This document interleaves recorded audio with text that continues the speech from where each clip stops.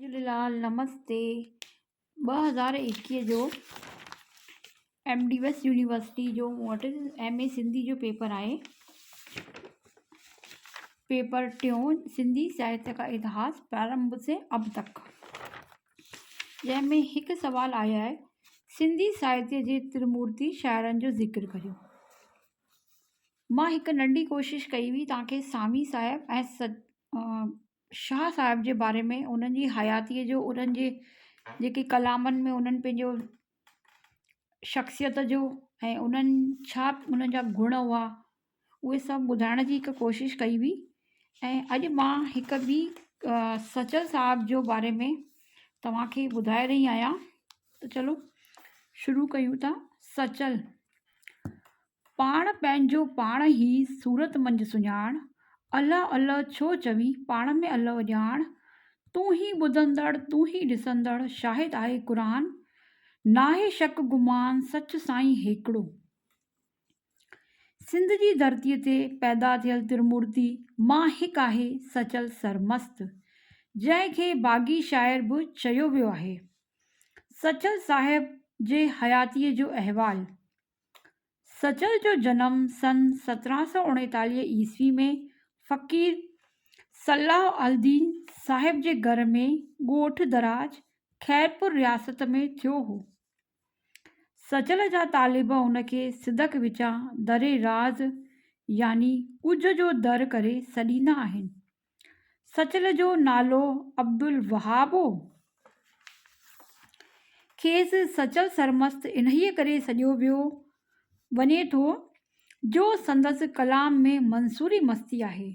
सचल जो ॾाॾो फ़क़ीर साहिब टिनो हिकु कामिल दरवेश हो ऐं मोरागीअ जे लक़ब सां मशहूरु आहे।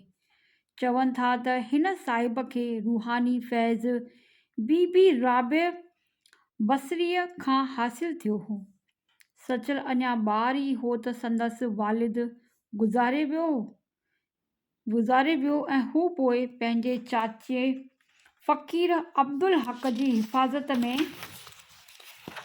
हेठां रहियो ऐं खेसि मुर्शिद करे बि वरिताईं, यानी पंहिंजो हुनखे गुरु बि ठाहे छॾियईं। ज़ाहिरी तरह फ़क़ीर साहिब संदसि चाचो ऐं सहुरो बि हो।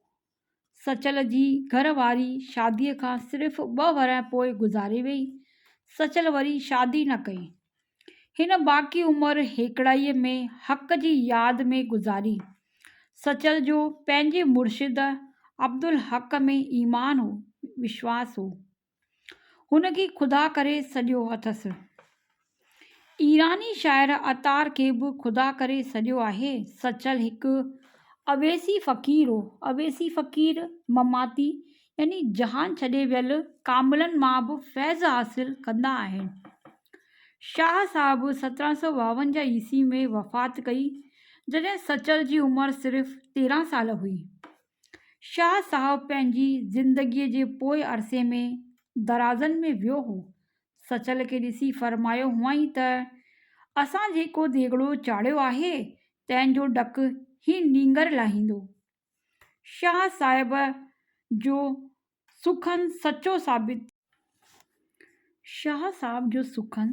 साबित थियो हो, छो त जेके राज़ ऐं रम्ज़ पाण पोशीदे नमूने में सम्झाया हुआईं, तिन जो सचल बेहिसाब नमूने में इज़हार कयो आहे।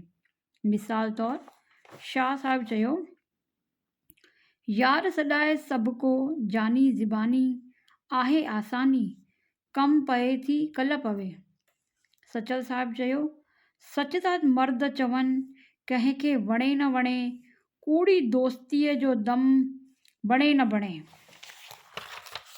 सचल सरमस्त खे सिंधीअ जो इनकलाबी शाइर कोठियो वञे थो।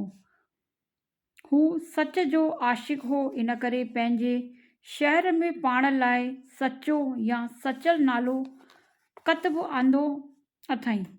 हू सदाईं ख़ुदाई मस्तीअ में मस्तु रहंदो हो। शाह पंहिंजो स्नेहो लोक कथाउनि ऐं रूहानी इशारनि जे ज़रिए ॾिनो। साॻियो ई पैगाम सचल बेबाक अंदाज़ में ॾिनो। इन करे इनकलाबी शाइर चयो वियो आहे। को कीअं चवे आए जो ई आहियां सो ई आहियां। चए थो की केरु कुझु बि चवे कहिड़े तरीक़े सां थो चयो, मां जहिड़ो बि आहियां तहिड़ो ई आहियां। सचल कबीर वांगुरु कूड़ कपट देखाव फ़र्क़ परस्तीअ ऐं मज़हबी तहज़ुब जे ख़िलाफ़ आवाज़ बुलंद करे चवे थो त मज़हब मुल्क में माण्हू मुंझाया। सचल जे नज़र में मज़हबनि ई माण्हुनि खे मुंझायो आहे। हू ख़्वाम ख़याल जे असर हेठि राह रस्त यानी सची राह खां भुलिजी विया आहिनि। तंग नज़र ऐं दकियानूसी रवाज़नि जे ख़िलाफ़ सचल हिकु इनक़लाबी शाइर हो ऐं अमन जो अमीर हो। हुन ज़ाहिरी रवाज़नि ऐं रस्मुनि जे ख़िलाफ़ आवाज़ उथारियो आहे। हू साहिब पूॼाउनि ऐं नमाज़ुनि खां वधीक बातिनी सफ़ाईअ खे अहमियत ऐं शर्फ़ थो ॾिए। टोड़ रवाज़ ऐं रस्मूं सारियूं मर्द थिए मर्दानो। सचल सची माना में धर्म निरपेक्ष। हू चवे थो जो ही आहियां सो ही आहियां, हिंदू मोमिन न आहियां, न मुअन सुन्नी न मुअन शिया, सभु कीन सॾायां, न का मस्जिद तकियो न को टिकाणो। इन करे हू मज़हबी मतभेद